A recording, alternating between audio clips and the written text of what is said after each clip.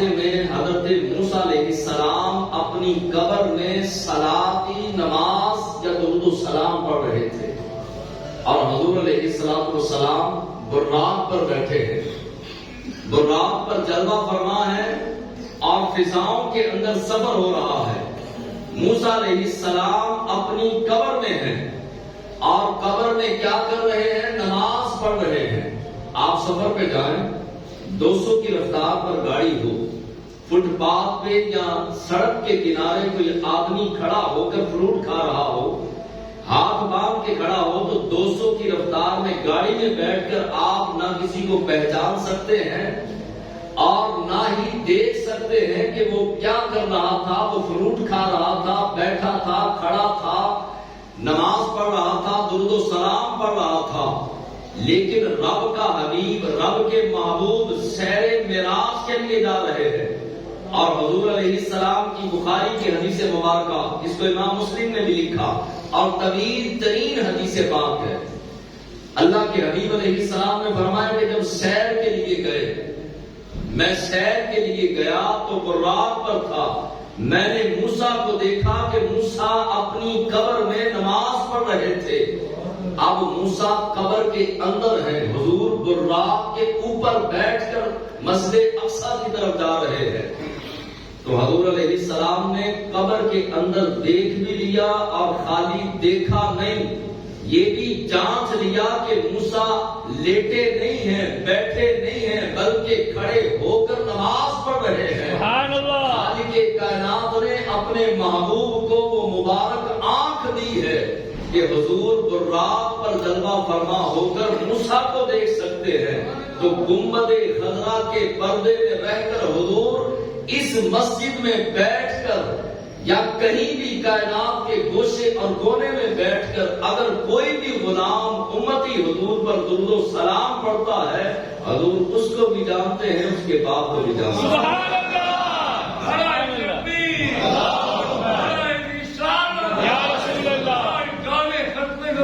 زندہ باد، زندہ باد۔ موسیٰ علیہ السلام نے کہا کہ مولا ربی ارنی، اے اللہ میں تیرا دیدار کرنا چاہتا ہوں، میں تجھے دیکھنا چاہتا ہوں۔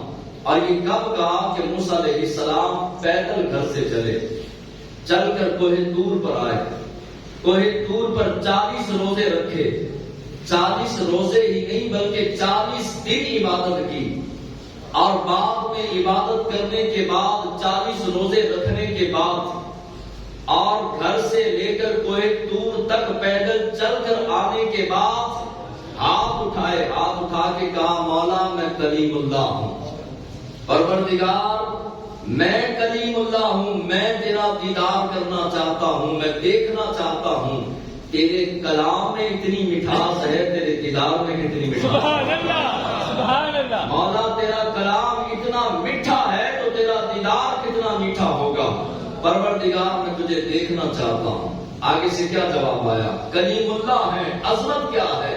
اللہ سے کلام کرنے والے، رب سے بغیر کسی حائل پردے کے کلام کرنے والے کلیم اللہ۔ کہا مولا میں تجھے دیکھنا چاہتا ہوں۔ رب نے آگے سے کیا جواب دیا؟ لن ترانی، موسیٰ تو نہیں دیکھ سکتا۔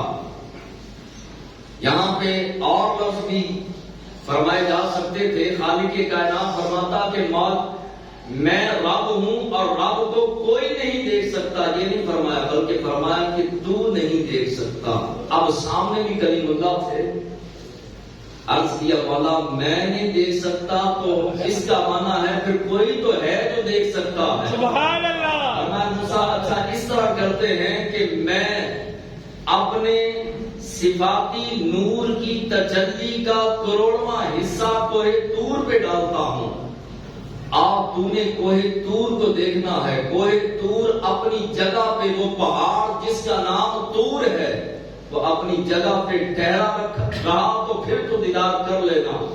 رب ذوالجلال نے اپنی صفاتی تجلی، ذاتی تجلی نہیں، علماء نے لکھا فلما تجلی، فرمایا کہ خالق کائنات نے اپنی صفات کی تجلی، پوری تجلی نہیں بلکہ تجلی کا کروڑواں حصہ کوہ طور پہ ڈالا، اور کوہ طور سرما بن گیا، ٹھہر نہ سکا، جل کے راکھ بن گیا۔ حضرت موسیٰ علیہ السلام پر خاص کیفیت جو ہے وہ طاری ہوئی، جس کو ہم عام زبان میں اپنے لیے بے ہوشی کہتے ہیں۔ خاص جو ہے وہ کیونکہ ایک نبی کے لیے بے ہوشی کا لفظ علماء نے استعمال کیا، لیکن احتیاط بہتر ہے۔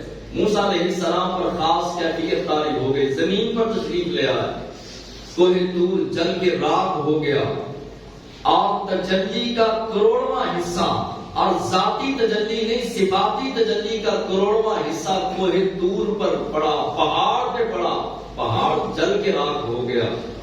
اور یہ بڑی بڑی مستند کتابوں میں، احادیث کی کتابوں کے اندر یہ موجود ہے۔ موسیٰ علیہ السلام ہوش میں آئے، اور حضرت موسیٰ علیہ السلام آپ نے صرف نور کی تجلی کا کروڑواں حصہ کوہ طور پر پڑتے ہوئے دیکھا۔ آپ کی آنکھ کا کمال کتنا بڑا ہو گیا۔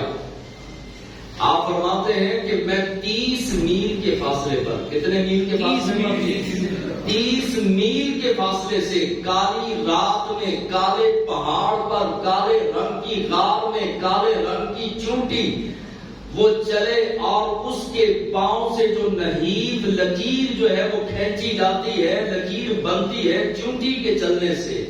موسیٰ کہتے ہیں کہ رب کی تجلی کو دیکھنے کے بعد اس چونٹی کی لکیر کو میں دیکھ لیتا ہوں۔ سبحان اللہ، سبحان اللہ۔ کالی رات میں کالے پہاڑ پر کالے رنگ کی غار میں کالے رنگ کے پتھر پر کالے رنگ کی چونٹی جب چلے تو موسیٰ اس کو دیکھ سکتے ہیں۔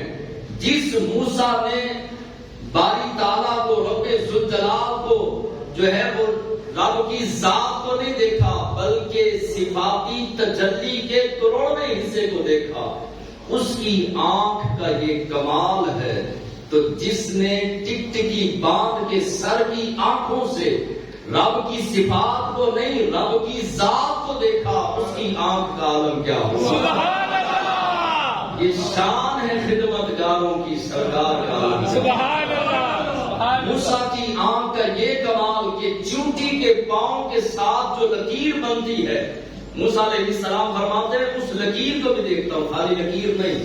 حضرت موسیٰ علیہ السلام فرماتے ہیں کہ چونٹی کے چلنے کی جو آواز ہے، چونٹی جب چلتی ہے تو جو آواز پیدا ہوتی ہے، میں اس آواز کو بھی سنتا ہوں۔ یہ موسیٰ علیہ السلام کہہ رہے ہیں، اور جو حضور کو اپنے جیسا کہتے ہیں اس کے کان میں چونٹی رکھ دی جائے اور اس کو کہا جائے کہ ہاں بھائی سن، تو نبی کو اپنے جیسا کہتا ہے تو اب سن چونٹی کیا کہہ رہی ہے۔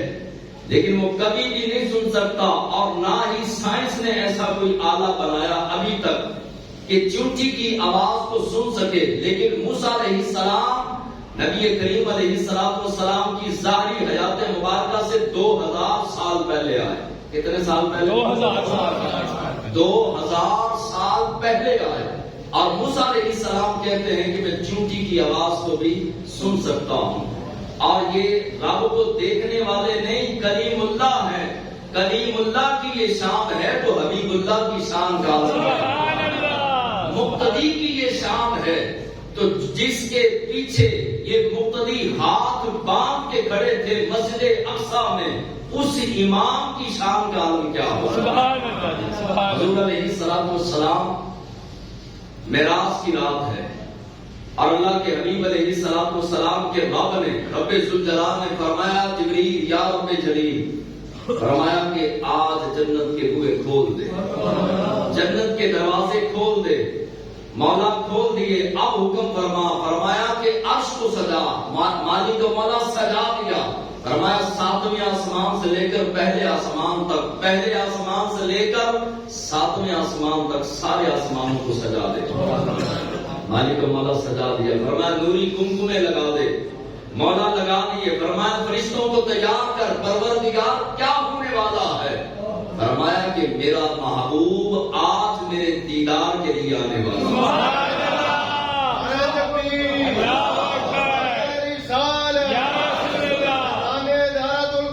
جاری رہے گا انشاءاللہ عز و جل۔ اللہ کے حبیب علیہ السلام نے آرام کا ارادہ فرمایا. ہر رات حضور ادھی رات تک بلکہ ساری رات تک اللہ کی عبادت کرتے. سبحان اللہ. لیکن جس رات معراج تھی ام ہانی کا گھر تھا اور مصطفیٰ